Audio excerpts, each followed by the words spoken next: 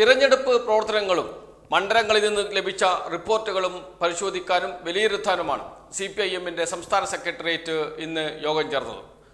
ഓരോ മണ്ഡലത്തിൽ നിന്നും വോട്ടെടുപ്പിന് ശേഷം ഓരോ ബൂത്തിലും LDF-ന് കിട്ടിയ വോട്ട് എത്ര, UDF-ന് കിട്ടിയ വോട്ട് എത്ര, അതോടൊപ്പം തന്നെ BJP-ക്ക് ഉണ്ടെങ്കിൽ BJP-ക്ക് കിട്ടിയ വോട്ട് എത്ര, ഇതെല്ലാം കണക്കെടുത്തുകൊണ്ട് കൃത്യം കണക്കുകൾ ഓരോ ബൂത്ത് കമ്മിറ്റിയിൽ നിന്നും മുകളിലേക്ക് നൽകേണ്ടതുണ്ട്. ആ കണക്കുകൾ ക്രോഡീകരിച്ച് സംസ്ഥാന സെക്രട്ടേറിയറ്റിന് മുന്നിലെത്തും. ആ കണക്കുകൾ ക്രോഡീകരിച്ചാണ്, അതെല്ലാം വിലയിരുത്തിയാണ് എത്ര സീറ്റിൽ CPIM-ന് ജയിക്കാൻ കഴിയും, LDF-ന് ജയിക്കാൻ കഴിയും എന്ന് CPIM വിലയിരുത്തുന്നത്. നേരത്തെ 2 തവണ വോട്ടെടുപ്പിന് മുമ്പ് 2 തവണ ഇത്തരം കണക്കെടുക്കാറുണ്ട്, ആദ്യഘട്ടത്തിലും അവസാന ഘട്ടത്തിലും.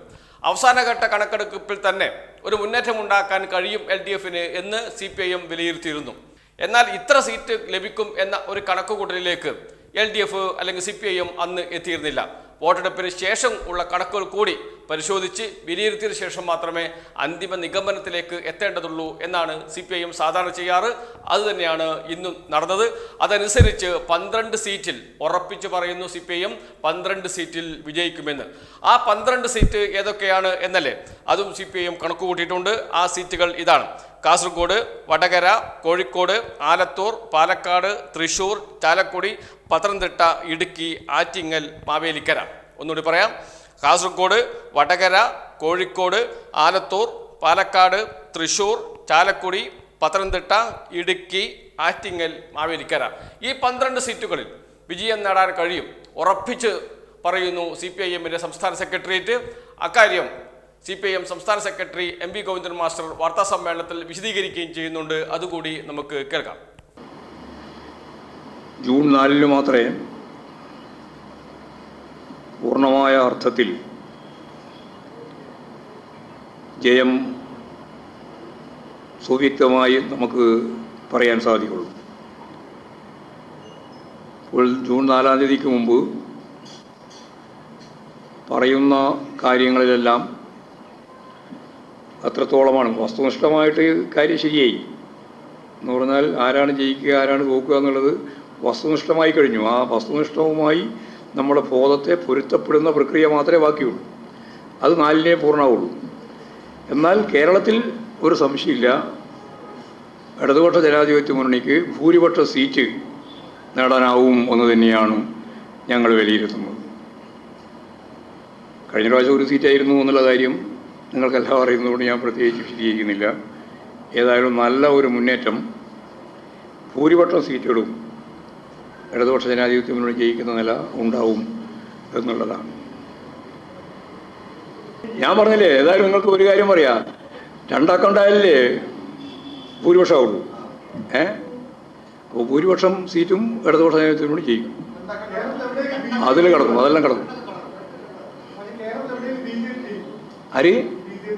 BJP ജയിക്കില്ല, എവിടെയും ജയിക്കില്ല. BJPക്ക് ജയിക്കാനുള്ള ഒരു സാധ്യതയില്ല കേരളത്തിൽ. അവർക്ക് പരമാവധി കിട്ടിയ 28% വോട്ടുണ്ട്. അത് മുമ്പേ പ്രചരിക്കുന്നില്ല, പ്രധാനമന്ത്രി തന്നെ പ്രചരിപ്പിച്ചിട്ടില്ലേ. അതിനപ്പുറം ആരാ പ്രചരിപ്പിക്കേണ്ടത്? അവിടെ തോക്കും. വടകര പേടിയൊന്നുമില്ല, വടകര നല്ല ഉറച്ച ധൈര്യമാണ്. അല്ല, അങ്ങനെയാണ് നമ്മൾ തോക്കുന്നില്ല പറയാം, തോക്കുമെന്ന് പറയുന്നില്ല. ഇതെല്ലാം ചെയ്താലും വടകര ജയിക്കും. അല്ല, അവർക്ക് മനസ്സിലായി, അവർ 20 സീറ്റാണല്ലോ. അവർക്ക് 20 സീറ്റിൽ നിന്ന് 1 കുറഞ്ഞാൽ UDF-ൻ്റെയും മനോരമ അതിൻ്റെ സഖ്യകക്ഷിയാണല്ലോ. മനോരമയും മാതൃഭൂമിയെല്ലാം ഇവരെ സഖ്യകക്ഷികളാണ് UDF-ൻ്റെ. അവർക്കുള്ള ക്ഷീണം വളരെ വലുതായിരിക്കും. കാസർഗോഡ്, വടകര, കോഴിക്കോട്, ആലത്തൂർ, പാലക്കാട്, തൃശൂർ, ചാലക്കുടി, പത്തനംതിട്ട, ഇടുക്കി, ആറ്റിങ്ങൽ, മാവേലിക്കര ഈ 12 സീറ്റുകളിൽ വിജയിക്കാൻ കഴിയും ഉറപ്പിച്ചു പറയുന്നു CPIM. അതോടൊപ്പം തന്നെ സാധ്യതയുള്ള സീറ്റുകളും അതുകൊണ്ട് ഇനി ചിലപ്പോൾ ജയിച്ചു വരാൻ സാധ്യതയുള്ള ത്രികോണ മത്സരം നടക്കുന്ന തിരുവനന്തപുരം പോലെയുള്ള മണ്ഡലങ്ങളിൽ ഒന്നും വിലയിരുത്താൻ കഴിയാത്ത അവസ്ഥയാണ് ഇപ്പോഴുള്ളത് എന്നും ചിലപ്പോൾ ഈ ത്രികോണ മത്സരത്തിൽ LDF-ന് വൻ മുന്നേറ്റമുണ്ടാക്കാൻ കഴിയും എന്ന കണക്കുകൂട്ടൽ CPIM-നുണ്ട്. അതോടൊപ്പം തന്നെ CPIM-ന്റെ സിറ്റിംഗ് സീറ്റായ ആലപ്പുഴയിൽ KC വേണുഗോപാലാണ് UDF-ന്റെ സ്ഥാനാർത്ഥി. നല്ല മത്സരം നടന്ന മണ്ഡലമാണ്. ആ മണ്ഡലത്തിൽ BJP സ്ഥാനാർത്ഥി ശോഭാ സുരേന്ദ്രൻ കുറച്ച് വോട്ട് അധികം പിടിക്കാൻ സാധ്യതയുണ്ട്. അതെല്ലാം കണക്കിലെടുത്ത് അവിടെ നല്ല മത്സരം നടക്കുന്നു, അവിടെയും ജയിച്ചു വരാൻ സാധ്യതയുണ്ട് എന്ന് തന്നെയാണ് CPIM-ന്റെ കണക്കുകൂട്ടൽ. അതോടൊപ്പം വളരെ ശ്രദ്ധേയമായ മത്സരം നടന്ന പൊന്നാനി മണ്ഡലം നമുക്കറിയാം UDF-ന്റെ കോട്ടയാണ്, UDF സ്ഥിരമായി ജയിച്ചു വരുന്ന മണ്ഡലമാണ്. ആ സീറ്റിൽ ഇത്തവണ മുൻ മുസ്ലിം ലീഗ് നേതാവിനെയാണ് KS ഹംസയാണ് LDF സ്ഥാനാർത്ഥിയായി നിർത്തിയത്. അത് വലിയ തോതിലുള്ള ഒരു അനക്കം മുസ്ലിം ലീഗിനകത്ത് ഉണ്ടാക്കിയിട്ടുണ്ട്. സമസ്തയുടെ പ്രവർത്തകർ ഒരു വിഭാഗം KS ഹംസയോടൊപ്പം നിന്നിട്ടുണ്ട് എന്ന് കണക്ക് കൂട്ടുന്നു. ജയിച്ചു വരാൻ കഴിഞ്ഞില്ല എങ്കിലും വലിയ ഭൂരിപക്ഷത്തിൽ ജയിക്കുന്ന UDF ജയിക്കുന്ന പൊന്നാനി മണ്ഡലം, മുസ്ലിം ലീഗ് സ്ഥാനാർത്ഥി ജയിക്കുന്ന പൊന്നാനി മണ്ഡലത്തിൽ ആ ഭൂരിപക്ഷം നന്നായി കുറയ്ക്കാൻ കഴിയുമെന്ന് തന്നെയാണ് CPIMന്റെ കണക്കുകൂട്ടൽ. അതോടൊപ്പം തന്നെ രാഹുൽ ഗാന്ധിയുടെ മണ്ഡലമായ വയനാടിൽ ഭൂരിപക്ഷം നന്നേ കുറച്ചു കൊണ്ടുവരാൻ കഴിയും. 1 ലക്ഷത്തിലേക്ക് എങ്കിലും ഭൂരിപക്ഷം കുറയ്ക്കാൻ കഴിയും എന്നാണ് CPIM കണക്കുകൂട്ടൽ. ജയിച്ചില്ല എങ്കിലും വയനാട് പോലെയുള്ള മണ്ഡലങ്ങളിൽ ജയിക്കാൻ കഴിഞ്ഞില്ല എങ്കിലും ഭൂരിപക്ഷം നന്നേ കുറയ്ക്കാൻ, പൊന്നാനിയിലടക്കമുള്ള മണ്ഡലങ്ങളിൽ വിജയ സാധ്യത നിലനിർത്താൻ CPIMന് LDFന് കഴിഞ്ഞിട്ടുണ്ട് എന്ന് തന്നെയാണ് CPIM കണക്കുകൂട്ടുന്നത്. അത് നേരത്തെ തന്നെ അത്തരമൊരു സൂചനകൾ CPIM നേതാക്കൾ നൽകിയിരുന്നു.